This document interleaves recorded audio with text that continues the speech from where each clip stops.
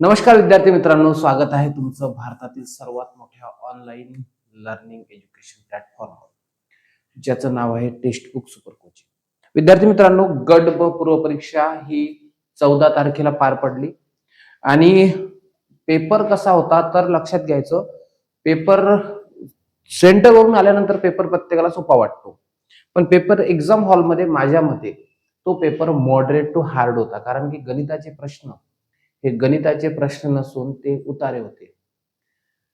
त्यानंतर चालू घडामोडीचे प्रश्न हे चालू घडामोडीचे प्रश्न नसून प्राचीन इतिहास होता. इतिहास नसून कोण कोणास म्हणाले, ठीक आहे, हा सेगमेंट होता जो आपल्याला 5व्या वर्गापर्यंत असायचा.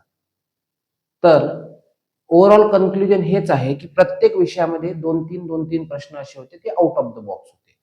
आणि मग 2-3 प्रश्न जर 6 जीएस मध्ये पकडले आपण, तर सायंत्रिक 18 प्रश्न ते जातात आणि 10 प्रश्न रिझनिंग मॅथचे, 10-30, सो 30 प्रश्न हे अवघडात होते. आता राहिले 70 प्रश्न, तर 70 प्रश्नामध्ये ठीक आहे 70 सॉल्व्ह करायचे, 70 मध्ये कट ऑफ आणायची, ही लेवल आता आयोगाची राहिली नाही. मग अशा वेळेस माझा जो अभ्यास करणारा विद्यार्थी मित्र आहे, बांधव आहेत, भगिनी आहेत, त्यांच्या डोळ्यासमोर एकच विषय येतोय की मग सर आता आम्ही यातून कसं करायचं, आता काय करायला पाहिजे. राज्यसेवेचा अटेम्प्ट होता, राज्यसेवेचा अटेम्प्ट तसाच गेला. कंबाईनचा अटेम्प्ट होता, कंबाईनचा अटेम्प्ट तसाच गेला. मग नेमकं आम्ही काय करायला पाहिजे, काय स्ट्रॅटेजी असली पाहिजे आणि इथून आम्ही पुढच्या कोणत्या परीक्षेला फोकस केलं पाहिजे, आता आमच्याकडे काय असेल. सर्वात पहिले तर बरेच सारे लोक नैराश्यात गेले असतील. बऱ्याच साऱ्या लोकांना वाटलं असेल संपलं, ठीक आहे, किती दिवसाचा अभ्यास करतोय, आता संपलंय, आता माझ्याकडून होणार नाही. लक्षात घ्यायचं बेटा, एमपीएससी मध्ये ज्या दिवशी तुम्हाला ही फिलिंग येईल की आता सगळं संपलं, समजून घ्यायचं की तिथून सूर्याच्या किरणांचा उदय होतो. तिथं तुमच्या नवीन गोष्टीची पहाट होते. आता तुम्हाला वाटत असेल या बुकिश गोष्टी आहेत, बुकिश गोष्टी नाही आहेत. मीही तुमच्यासारखी लाईफ जगलो आहे, मी अनेकदा तुमच्यासोबत शेअर केला आहे, ठीक आहे. मी तुमच्याशी हेही शेअर केलं होतं की बऱ्याचदा वाईट वाईट विचार सुद्धा मनात येतात. होतं, प्रत्येक परीक्षार्थ्यासोबत रडतं, स्वतःचा विश्वास कमी होतो, स्वतःला लाज वाटायला लागते, असं वाटतं आता संपलं, ही शेवटची एक्झाम होती, आता देणार नाही. लक्षात ठेवायचं की तुम्ही आता समुद्राच्या मधात आहात, मिड ऑफ द ओशियन आहात.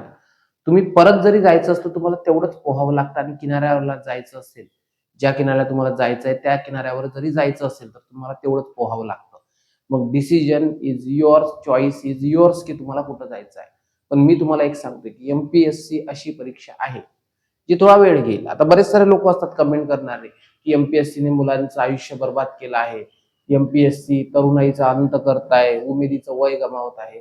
तर ह्या गोष्टी कोण करत असतं माहिती का, जे लोक कधी अभ्यास करत नाहीत ते.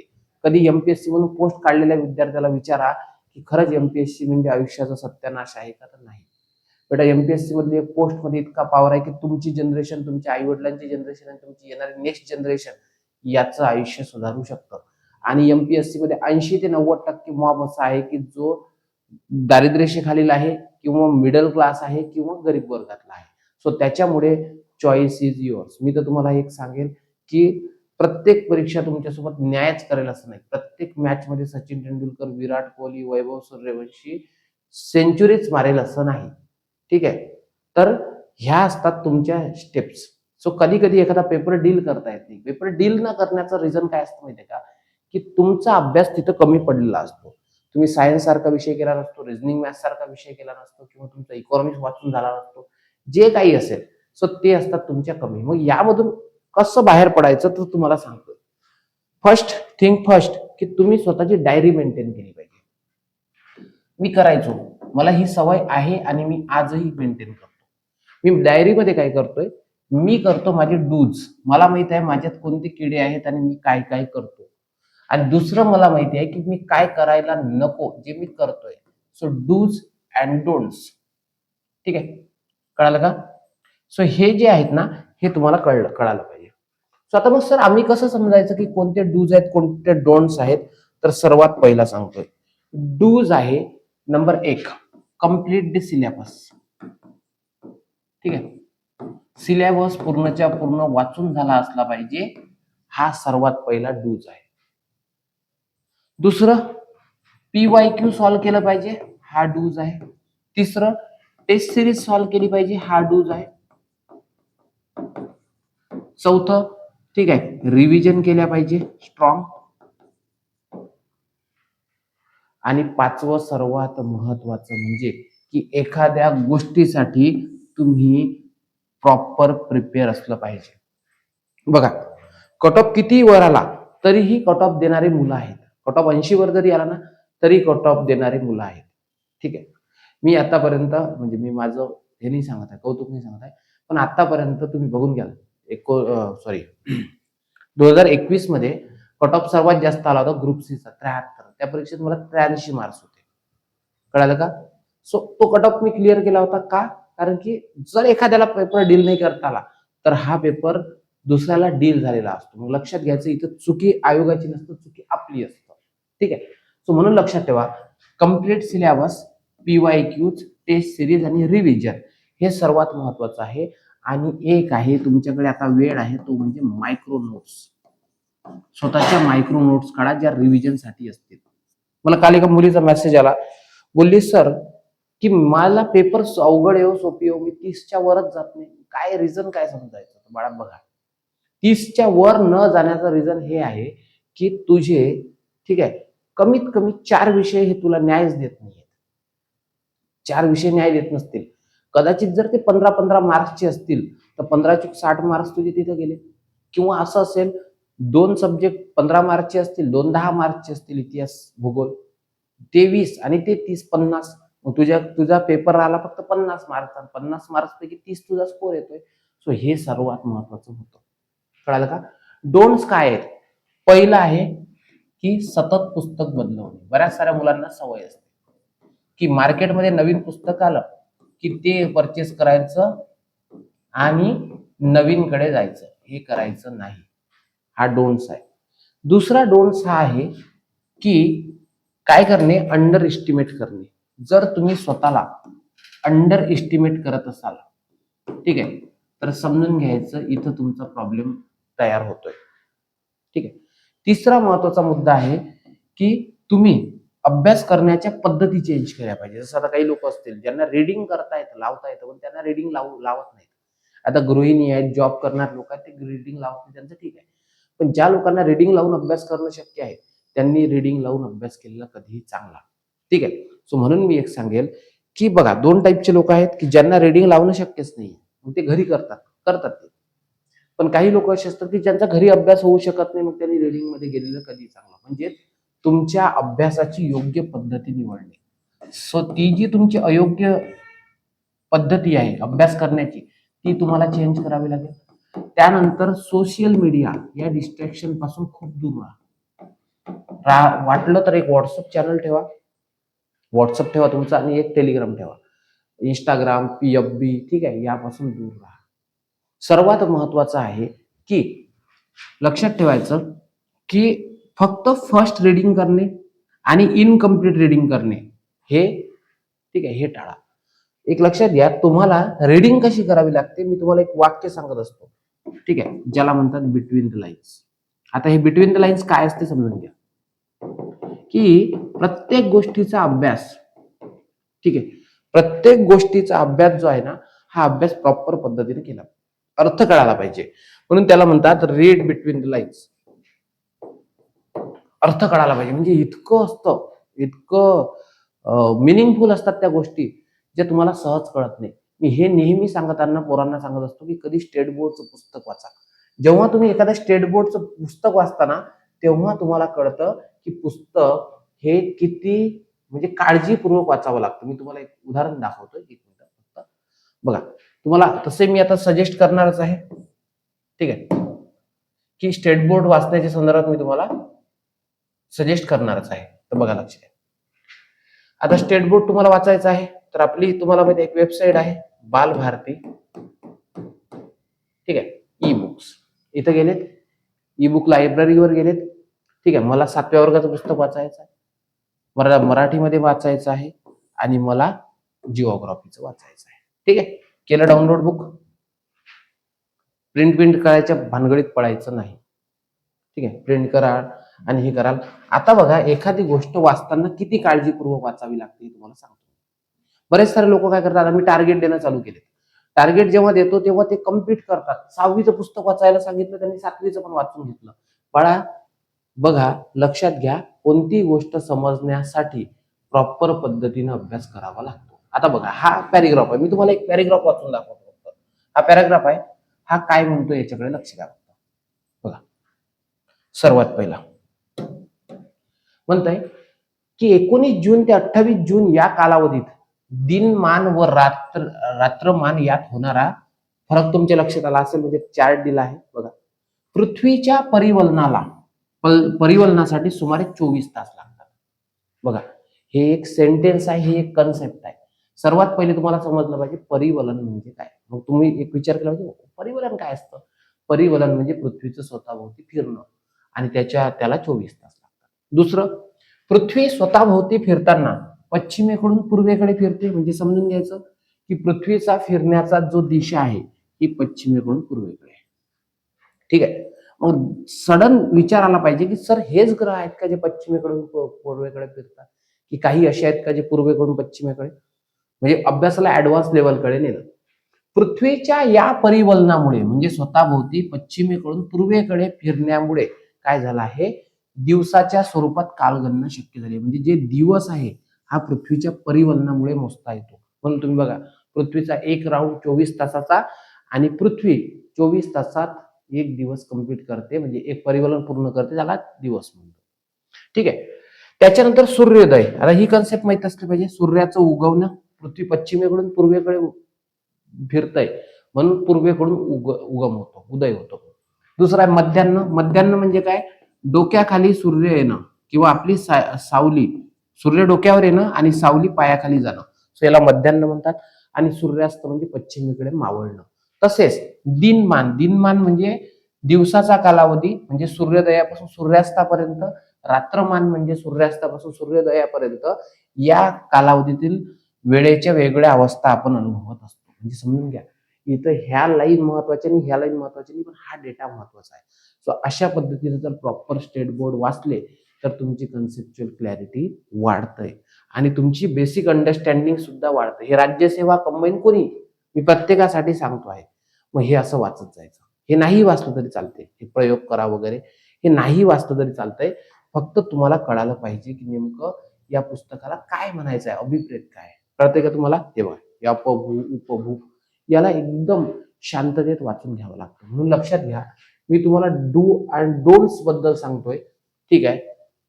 तर डोंट्स असं आहे की घाईघाईत वाचणे. आता बरेच सारे मुलं काय करतात माहितीये का, की फक्त त्यांना पुस्तक कंप्लीट करायचं असतं, चॅप्टर कंप्लीट करायचं असतं म्हणून वाचतात. माझी थिअरी अशी आहे की मला जर एखाद्या दिवशी एखादा मुद्दा कळत नसेल तर मी फक्त एक पॅराग्राफ वाचतो. ठीक आहे. आता मी काय करतो, समजा मला जर वाचायचं असेल, माझी वाचण्याची पद्धत मी तुम्हाला सांगतोय, म्हणजे लक्षात ठेवण्यासाठी कशी असली पाहिजे. ठीक आहे. तर बघा, सर्वात पहिले समजून घ्या की मी आता पॉलिटी वाचतोय, पॉलिटीमध्ये सरनामा वाचतोय. तर सरनामा वाचताना मी काय करेल, पहिल्या दिवशी डे फर्स्ट, डे वन, या डे वनला सरनामा पहिले PYQ बघेल. बघा, PYQ बघणे, फक्त एक दिवस तुम्ही अभ्यास करा, असाच अभ्यास करा मी सांगितल्या पद्धतीनं. आणि दुसऱ्या दिवशी जरूर, जर तुम्हाला वाटत असेल हे सेशन इम्पॉर्टंट ठरलं तर जरूर मला या नंबरला मेसेज करून सांगा की सर तुम्ही सांगितलेल्या पद्धतीमुळे आम्हाला हे सोपे गेलं. मग बघा, डे वन PYQ बघायचे, वाचायचे फक्त. डे वन म्हणजे काही मिनिटाच्या पूर्वी, म्हणजे 2 तास अभ्यास करता ना एका विषयाला, तर काय करायचं, PYQ बघायचं आणि मग रीडिंग करायचं. सर याचा फायदा काय होतो, फायदा हा होतो की आपल्याला कळतं की आयोगानं सरनाम्यावर प्रश्न कसे वाचले आहेत, कसे विचारले आहेत. मग तुम्हाला समजतं की सरनामा वाचताना प्रश्न असे आले आहेत सर की क्रम लावा, सास ध लोग, सार्वभौम, समाजवादी, धर्मनिरपेक्ष, लोकशाही, गणराज्य. तुमचा अँगल क्लिअर झाला की हे असं वाचायचं आहे. दुसरं, ठीक आहे, दुसरं हे विचारतात किती वेळा घटना दुरुस्ती झाली, किती शब्द नवीन टाकले, कोणत्या खटल्यात भाग आहे म्हटलं, कोणत्या खटल्यात भाग नाही म्हटलं. आणि तुम्हाला समजेल की रिपिटेशन होत आहे प्रश्नांचं. हे वाचताना रिडिंग करायची. असं समजू की तुम्ही बिगिनर आहात, तो तुम्हाला रिडिंगला 2 दिवस लागतील. डे 2 ला सुद्धा तुम्ही रिडिंग करा. आता डे 2 ला जेव्हा तुमचा पूर्ण चॅप्टर वाचून झाला असेल तेव्हा तुम्ही PYQ सॉल्विंग कराल. म्हणजे समजलं का, पायरी काय आहे, PYQ बघणे, रिडिंग करणे आणि PYQ सॉल्विंग करणे.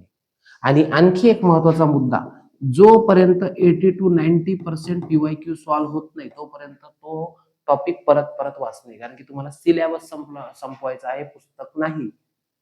तुम्हाला वाटतं तुमचं पुस्तक म्हणजे तुमच्या समोर असणारा सिलेबस नसतो. सिलेबस वेगळी गोष्ट आहे, पुस्तक वेगळी गोष्ट आहे. कळालं का? सो म्हणून 80 ते 90% PYQ तुमचे सॉल्व्ह झाले पाहिजे. आता जेव्हा डे 3 ला तुम्ही जाल, असं समजू तुमचे तेवढे PYQ सॉल्व्ह होत आहेत, म्हणजे तुमच्या लक्षात आलं. जेव्हा तुम्ही डे 3 ला जाल, तर डे 3 ला गेल्यानंतर तुम्ही काय केलं पाहिजे, याला रिव्हिजन 1 दिली पाहिजे. जे वाचलं त्याला एकदा रिकॉल करायचं, कारण की तुम्ही PYQ बघितल्यामुळे तुम्ही महत्वाच्या लाईन्स ह्या हायलाइट करून ठेवल्या किंवा मायक्रो नोट्स काढल्या. सो नोट्स रिवाइज करून घ्यायच्या. मग घ्यायचा टॉपिक 2. मग दुसरा समजा फंडामेंटल राईट्स तुम्ही घेताय.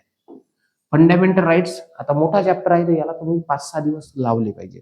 सो ही असते वाचण्याची योग्य पद्धत. ठीक आहे. एक बाळांनो पोमोडोरो टेक्निक आहे, त्याला PDT म्हणतात. ठीक आहे, पोमोडोरो. सो लक्षात ठेवायचं की पोमोडोरो टेक्निक मध्ये काय करायचं असतं, जे वाचतात ना हे 2 तास वाचतात. ही सायंटिफिक मेथड आहे, तुम्ही सर्च करून घ्या. 2 तास वाचायचं असतं. कसं वाचायचं 2 तास? 25 मिनिट रीडिंग आणि 5 मिनिटं रिलॅक्स. रिलॅक्स म्हणजे काय करायचं, 5 मिनिटं डोळे मिटायचे आणि जे 25 मिनिटं वाचतं त्याला रिकॉल करायचं. हा झाला फर्स्ट हाफ. परत 25 मिनिट रीडिंग, 5 मिनिटं रिकॉल, परत 25 मिनिट रीडिंग, 5 मिनिट रिकॉल आणि परत 25 मिनिट रीडिंग. ठीक आहे, 5 मिनिट रिकॉल. जर असं करत गेले, ठीक आहे, तर ही आहे प्रॉपर वाचण्याची पद्धत. बघा तुमच्या वाचण्यात फरक पडतो की नाही. कळालं का? म्हणून ना अभ्यास करण्याचे सायंटिफिक मेथड सुद्धा तुम्हाला माहित असायला हव्या. ठीक आहे, इवन अल्दो तुम्हाला ह्या गोष्टी सगळ्या माहित असल्या पाहिजे. कसाही अभ्यास करत बसायचा, कानात हेडफोन घालायचे, समोर व्हिडिओ चालू आहे, तुम्ही अभ्यास करताय असं नसतं. ठीक आहे, हे ज्ञान आहे, साधना आहेत. हे असं उगीच वर्षभरासाठी लक्षात ठेवायचं आहे. कळालं का? हा, येस. आता आणखी एक महत्वाचा मुद्दा सांगतोय, जो मी नेहमीच बोलतो, प्रत्येक लेक्चरमध्ये बोलतो. तर लक्षात ठेवायचं, तुमचे जे सब्जेक्ट आहे याला म्हणतो आपण सब्जेक्ट मॉड्यूल 1 आणि हा आहे सब्जेक्ट मॉड्यूल 2. लक्षात ठेवा, तुमच्याकडे असे विषय आहेत की जे विषय तुम्हाला विन विन सिच्युएशन मध्ये आणू शकतात. पहिला विषय करंट अफेअर, दुसरा आहे रिझनिंग मॅथ, तिसरा आहे पॉल सायन्स, ठीक आहे, आणि चौथा आहे तो म्हणजे इको, आणि पाचवा आहे सायन्स. लक्षात ठेवा, हे विषय असे आहेत की याला 15-15 मार्क्सचं मार्किंग आहे. हा 15 मार्क्ससाठी आहे, हा 20 मार्क्ससाठी आहे, हा 15 साठी आहे कंबाईन साठी, हा 15 साठी आहे आणि हा 15 साठी आहे. कळलं? आणि 2 विषय असे आहेत, 2 विषय, ठीक आहे, की जे विषय एक हिस्ट्री आहे आणि जिओग्राफी आहे. ठीक आहे, हे 10-10 मार्क्ससाठी आहे. तर तुम्ही काय करायचं माहितीये का, तुम्ही असं करायचं, यापैकी काही विषय असे आहेत की खूप हार्ड टफेस्ट मध्ये जात आहेत, तर त्याचा अभ्यास वर्षभर कंटिन्यू असला पाहिजे. मी असं म्हणेल, करंट अफेअरला दररोज 15 मिनिट द्या डेली. आता कोणती अभ्यास परीक्षा समोर नसेल, ग्रुप सी ची जाहिरात येणार आहे, ठीक आहे, तर ते जे आहे त्यांनी तासभर दिलं पाहिजे. आणि जे आता पुढच्या वर्षी अटेम्प्ट करतात त्यांनी दररोज 15 मिनिट. आणि राज्यसेवेवाल्यांनी करंट अफेअरला दररोज 1 तास द्या. दररोज आपलं 8 वाजता सेशन असतं, ते 8 वाजता सेशन करायचं. डेली करंट अफेअर मी शिकवतो. दररोज सकाळी 8 वाजता जिओग्राफी असतं, सॉरी करंट अफेअर असतं, रात्री 8 वाजता जिओग्राफी असतं. हे करू शकता. दुसरं, सायन्स राज्यसेवेवाला असो कोणी असो, दररोज 90 मिनिट सायन्सला द्या. आणि स्टेट बोर्ड वाचा सुरुवातीला. स्टेट बोर्ड वाचा 6व्या वर्गापासून 10व्या वर्गापर्यंत, मराठी मीडियम वाल्यांनी. आणि ज्यांना वाटतं की सर सायन्स आमचं प्रो आहे, आम्ही JEE नीटची प्रॅक्टिस केली आहे, त्यांनी 11वी-12वीची पुस्तकं वाचा. पण रीड बिटवीन लाईन्स. कळालं? तिसरं, दररोज रिझनिंग मॅथ घ्या 90 मिनिट्स. म्हणजे ही 90 तुम्हाला दररोज घ्यायचीच आहे. कोणती? सायन्स, रिझनिंग मॅथ आणि करंट अफेअरचे. बघा, राज्यसेवेवाल्यांसाठी 1 तास आणि 30 मिनिटं देऊ आपण कंबाईन वाल्यांसाठी. सो असा दररोजचा वेळ हा तुमचा या विषयाला असला पाहिजे. हा किती मार्क्सचा सिलेबस आहे कळतंय का तुम्हाला? बाळा कळतंय का? हा सिलेबस आहे 20, 15, 35 आणि 15. 50 गुणांचा सिलेबस आहे. मग कळालं का की 30च मार्क्स का येतात? 30 पेक्षा वाढत का नाही, कमी होत नाही? एका विद्यार्थ्याचा मेसेज आला, सर आता मी थकलो, आता ही शेवटची परीक्षा असेल. काय शेवटचे याच्यानंतर काय करणार आहे? एलन मस्कच्या कंपनीसारखी कंपनी टाकणार आहे का? बोलला नाही. म्हटलं ऑप्शन आहे का काही घरी? नाही. म्हटलं मग का सोडतोय? नाही बोले सर नाही, मग अभ्यास करावाच लागेल. ऑप्शन नाही म्हणूनच एमपीएससी करताय, तुम्ही लक्षात घ्या. तुमच्याकडे सेकंड थॉट नाही आहे म्हणून तुम्ही एमपीएससी करताय. कळतंय का तुम्हाला? हा, जर एखाद्याचं असं असेल की नाही सर माझ्या वडिलांचा चांगला बिझनेस सेटअप आहे आणि मी तिथं करू शकतो, तर ते तुम्ही करू शकता. कळालं का? पण ऑप्शन काहीच नाही, शेतात जावं लागेल, हे करावं लागेल, ठीक आहे, किंवा मग एखाद्या प्रायव्हेट कंपनीत जॉब करावा लागेल, ठीक आहे, लहान पॅकेजवर. तर मग अशा वेळेस तर मग तुमच्या डोक्यात सेकंड थॉट नसलंच पाहिजे ना. कळालं का तुम्हाला? येते लक्षात? जसं हाताला जपता तुम्ही, तुम्हाला माहिती आहे हा हात गेला माझं की परत मला हात मिळणार नाही, ठीक आहे, आणि केसांना तुम्ही तेवढंच जपत नाही, तुम्हाला माहिती आहे गेले तर डबल येतातच ना. कळालं का? म्हणून केस गळतात, हात गळतो का? नाही गळत. काय हे आहे काळजी. समजलं? इतकी काळजी घ्यावी लागते, हाताप्रमाणे तळ हाताच्या फोडाप्रमाणे जपावं लागतं. कळतंय का तुम्हाला? एक्झाम्पल जरी वाह्यात असले तरी त्यातला मिनिंग हा फार खूप जास्त आहे, तुम्हाला कळतंय. म्हणून एक लक्षात ठेवा, हे विषयाला प्रॉपर द्या. पुढच्या वर्षी तुम्ही असा मेसेज करणार नाही. एखादं स्टेट बोर्डचं बुक घ्या. स्टेट बोर्ड वाचणं जिव्हार असतील तर बरेच सारे स्टेट बोर्डचे इसेन्स येतात, ठीक आहे, सारांश येतो बुक मध्ये, ते वाचा. सो अशा पद्धतीने जर केलं तर काहीही जड नाही. म्हणून कन्क्लूड करतोय या लेक्चरला, राज्यसेवेवाल्यांनी काय केलं पाहिजे लक्षात ठेवा. राज्यसेवेवाल्यांनी एनसीईआरटी या सर्व वाचल्याच पाहिजे, ठीक आहे, आणि स्टेट बोर्ड हे सर्व वाचले पाहिजे. आता कोणते वाचायचे, काय वाचायचे यासाठी मी सेशन घेऊन येईल, पण हे वाचा. आणि कंबाईन वाल्यांना सांगतोय, जी आपली जनता आहे, कंबाईन वाल्यांनी इतकी कॉम्पिटिशन वाढली, ठीक आहे, की आता प्रायव्हेट कॉलेज म्हणजे कोणते, जे कॉन्व्हेंट आहेत ते सुद्धा सेंटर यायला लागले. आमच्या अमरावतीला असे सेंटर यायला लागले जे इथून 20-20 किलोमीटरवर आहे. तुम्ही विचार करा, इतकी कंबाईनची कॉम्पिटिशन वाढली आहे. सो म्हणून लक्षात ठेवायचं की कंबाईन वाल्यांनी फक्त इतिहास, पण तोही कोणता, जिथं आधुनिक आहे तो आधुनिक, त्यानंतर अर्थव्यवस्था किंवा अर्थशास्त्र कोणतं, 11वी-12वी, त्यानंतर पॉलिटी म्हणजे राज्यशास्त्र 11वी-12वी झाले, आणि त्यानंतर सायन्स. मी सांगेल तुम्हाला सायन्सचे ऑल बुक वाचा, 6वी ते 12वी किंवा 10वी, कारण की 11वी-12वी इंग्लिश मध्ये बनत आहे, ठीक आहे, एवढे पुस्तक वाचा. आणि यांनी सर्व ऑल सब्जेक्ट वाचायचे. कळलं का तुम्हाला? ठीक आहे. इथं प्राचीन मध्ययुगीन वाचू नका, आणि भूगोलाचे स्टेट बोर्ड हे तितकेसे वाचणं आवश्यक नाहीत कंबाईनसाठी, कारण की कंबाईन मध्ये तुम्हाला माहिती आहे पॉलिटिकल आणि हे महाराष्ट्र आणि भारत येतो. फिजिकल जिओग्राफीवर प्रश्न नसतात. मग फिजिकल जिओग्राफीवर प्रश्न असतात, कशाला उगाच तुम्ही हे करताय, एनर्जी डाऊन करताय?